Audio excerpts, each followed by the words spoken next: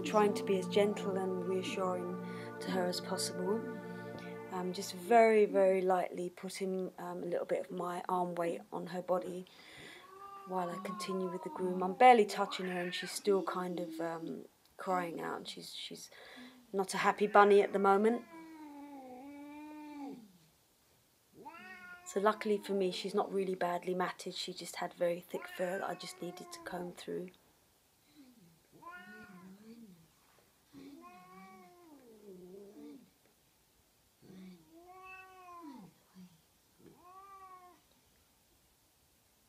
Her pupils aren't dilated, so she's really just trying to intimidate me at this stage.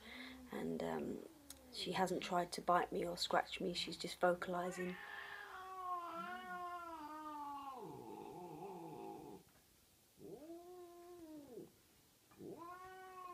So there is a point where she does try to get away, as you'll see. So I'm not really rough handling her, I'm just placing her very gently back on the mat and then just giving her some strokes to reassure her.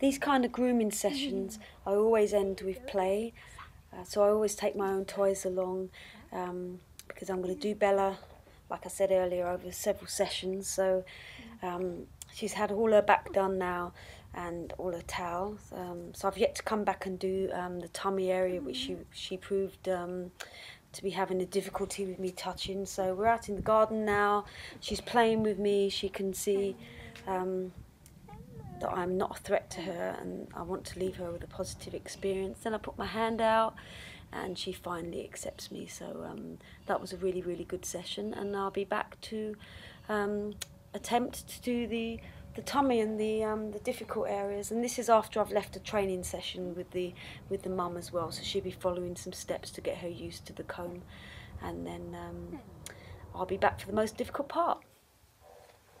This is a chinchilla Persian called Sparkle, who really, really has a phobia towards grooming. She's an absolute nightmare. She screams her head off. She fights, she bites. So I've been working with her with food and just doing tiny, tiny bits at a time. So here she is eating, and while she's occupied with food, I'm just doing tiny, tiny little bits on her body. Yes, it's been quite a long journey, but we feel quite confident that we're going to get there with Sparkle. But like all chinchillas, she's quite a diva and really, really gives me a run for my money. So this is me on a training session with Sparkle. You are silly. And I'm trying just to show her not to be so fearful of the comb. Haven't really showed any video footage of her being aggressive to me, but this is quite amazing that she's just being this quiet with me, because normally she's ferociously aggressive. So this is quite a way forward that we've managed to get her with me this close. So yeah. Trying to get her used to the comb just touching her. I'm quite proud of me and her mummy at this stage. But I'm going to, because this video is going to get quite long, I'm actually going to move on to my third cat, who I wasn't able to do because the cat was really, really fearful and stressed, and I'm just going to show you what that cat looked like as well. So let's say goodbye to Sparkle, and then we get on to my third cat. So I'm finishing with Paddington, who was very, very aggressive, fear aggressive. He needed some mats shaving out. So I put the Elizabethan collar on to protect myself. He started panting straight away, so the groom was just stopped at that moment.